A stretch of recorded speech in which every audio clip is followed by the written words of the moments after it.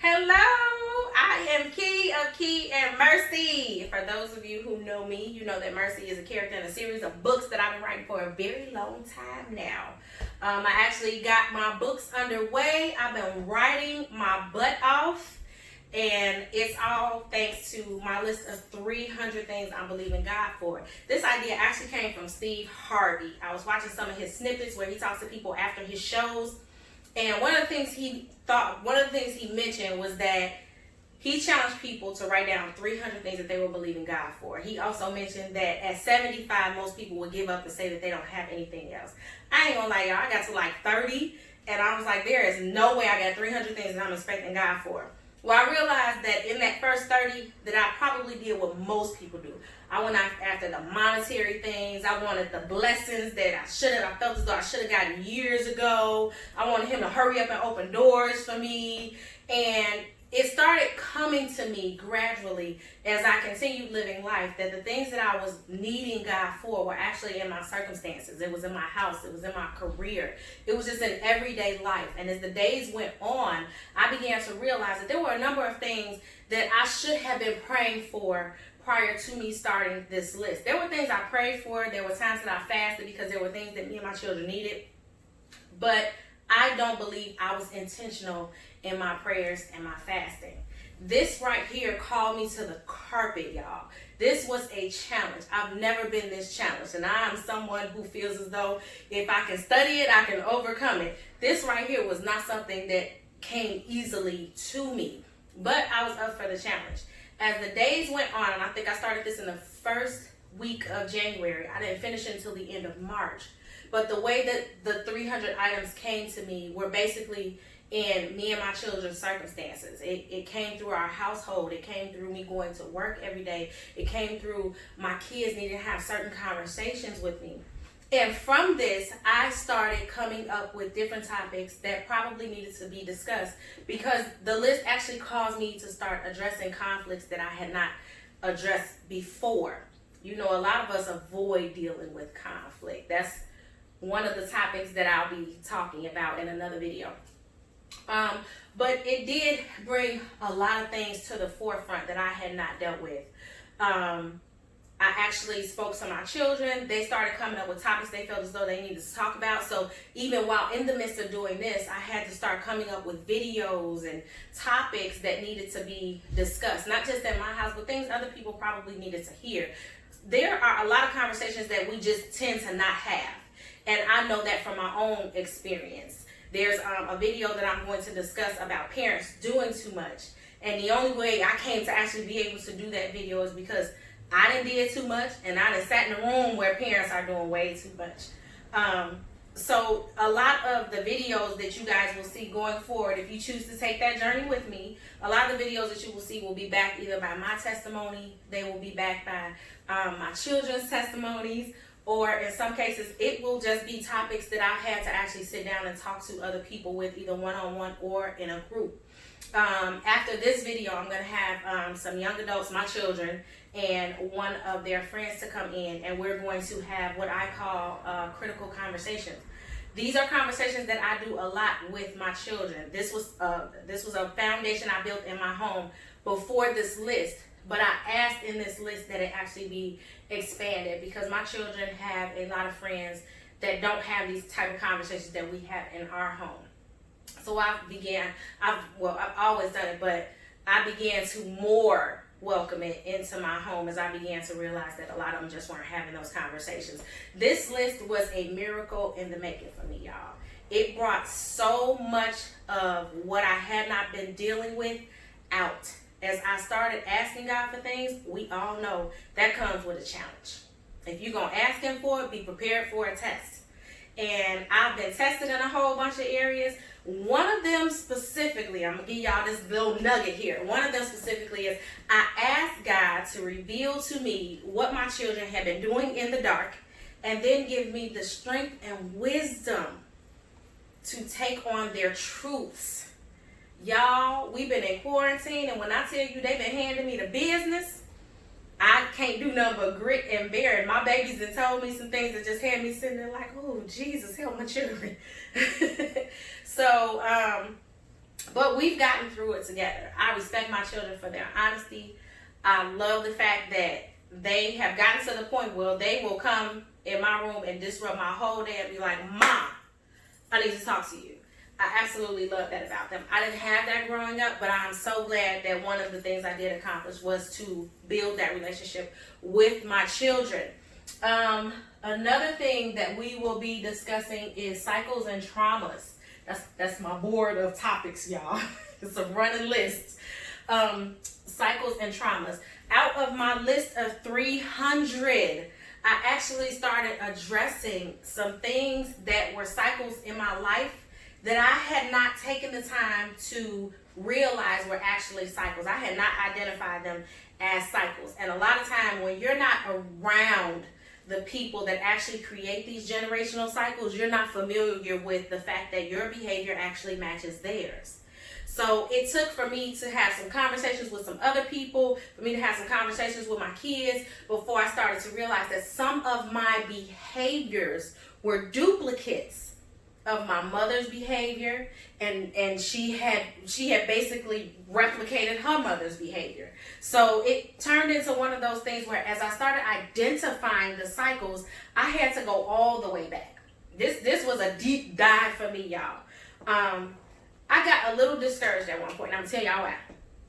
You know, when you start to reveal your truths to yourself, sometimes, and it's not everybody, sometimes people don't particularly care about you getting educated in anything. And when you start getting educated in yourself, that means that you have the potential to help somebody else out.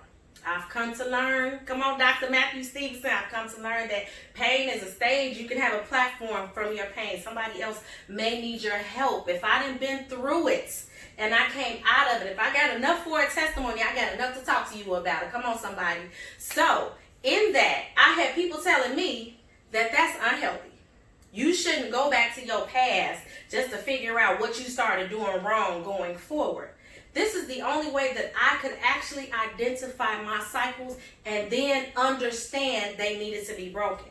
I cannot continuously pass down things that are inappropriate, things that are being said because of lack of education. A lot of times we'll pass on information from somebody else just because we believe what they said. If your parent gave you the information in your mind, that information to you is correct because you got it from your parent. But if they got it from their uneducated parent, then that means all you're doing is passing down misguided information to your children. So I had to go back and I had to understand where all of this started at. And in that, maybe this is why they felt as though it was unhealthy, because of the way my life has gone. So I started out with identifying. I done got off into the whole cycles thing. I'm just going to give y'all a little bit of this. I started out with identifying everywhere that I've lived. I have moved 28 times in this lifetime. That's a lot for one person, y'all. And in that, I had to identify why I moved, who I lived with, and the events that took place while I lived at that address, good and bad. Then I had to identify how they affected my move forward to the next address. I know that might have went way over y'all head. When we go back and dissect that, if you all choose to take this journey with me, when we go back and dissect that, I will slow that down and we can go back through that together. Because again, a lot of times we don't address our conflicts. If we don't address our conflicts, we can be passing things down to our children that is just inappropriate and just flat out wrong sometimes, y'all. In that, I started addressing traumas that I didn't realize were traumas. Even dealing with the youth. It started out with my kids, then some neighborhood kids, then I dealt with them in the church, and now I'm pretty much kind of just dealing with neighborhood kids again. Not that I ain't gonna minimize them, y'all. Don't take that the wrong way. I love the babies in the neighborhood. But in that, I started identifying that there were traumas I didn't realize were traumas. There's something in not being able to forgive for something. If you can't forgive them, 9 times out of 10, there was a trauma that was tied to what you're not trying to forgive. I hope that makes sense to you all. So, did that make sense to you, Pooh? Yeah. Okay. She back there shaking her head like. So, but that's cycles and trauma. Cause when I tell you after I did all of that, I might have started out with cycles and trauma. I ended resilient though. Don't get it twisted. Come on now. There was one other thing that I want to talk about, and I had a friend of mine tell me, "Key, you need to do that first." And that is where is it? Oh, my theory of that two-sided coin.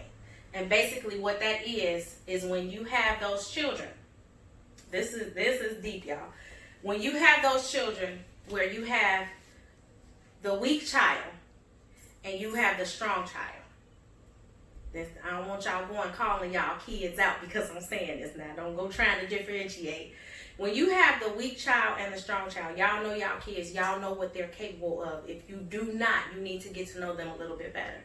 But when you have the weak child and the strong child, and because this child is weaker, you tend to help the strong child less. I want you all to know something. As they grow up, they resent you for that. Understand what it is that you're doing. Now, the other side of that coin, hear me, because that was just one side of the coin, where you have the strong child, and then you have the child you feel as though just ain't gonna make nothing of themselves. So you pour into the stronger child because you feel like you ain't gonna get nowhere with this child. This child just gets worse. Hear what I'm saying to you all.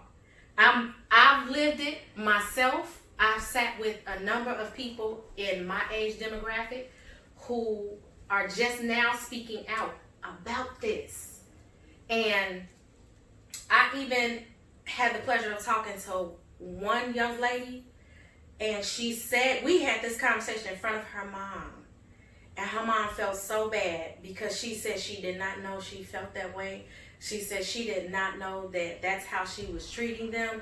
That is a real issue. And the person that told me I needed to make sure that I spoke on that, this person is a father who already said, I know I've done that to my kids. So I want you all, I know that the states are trying to open back up and things like that. I want you all to still get to know your children. I don't care if they my age demographic. I don't care if they young adults. I don't care if they in kindergarten and you've been relying on the teacher to keep track of your child. Get to know your kids. Understand how it is that you are affecting them. I'm telling you, all of this is coming out. Y'all, those who know me know that I'm a private person. I don't do all the extra on social media and stuff. This is a lot for me. In my mind, I feel like this, y'all. If I can help one person, I'm doing what I'm supposed to do. But all of this with me saying I can do this, I'm gonna make sure I get these books done. All of this came from the little hype man that was on my shoulder helping me to do this, y'all. All of that came from this. I felt so good when I got to 300. Y'all don't even understand how wonderful I felt. And then I had to take the time out to move everything and just stand here in front of it and sip my little tea and read them all again. And the fact that I can read them and say, that has came to pass, thank you, Jesus. That has came to pass, thank you, Jesus. That has came to pass, thank you, Jesus. It is a wonderful feeling. I can't help but to know that he has made these things come true. I'm going to be completely honest with you all. The stuff I got wrote on these boards, ain't no way I would work towards that stuff myself. This stuff right here, to me, the first time I read through it, I was like, this don't even sound like me. It's me, though.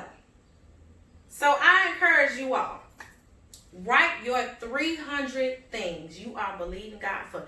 Trust me when I tell you, it is a wonderful experience. It has brought me and my children closer together. It has helped me to mend certain relationships that I just wasn't touching. It has made me look at life in a completely different way. So, I think we got one more video segment. We're going to bring the young adults in next. Y'all ready for y'all segment, Pooh? Yes. That's code for I got some things to say.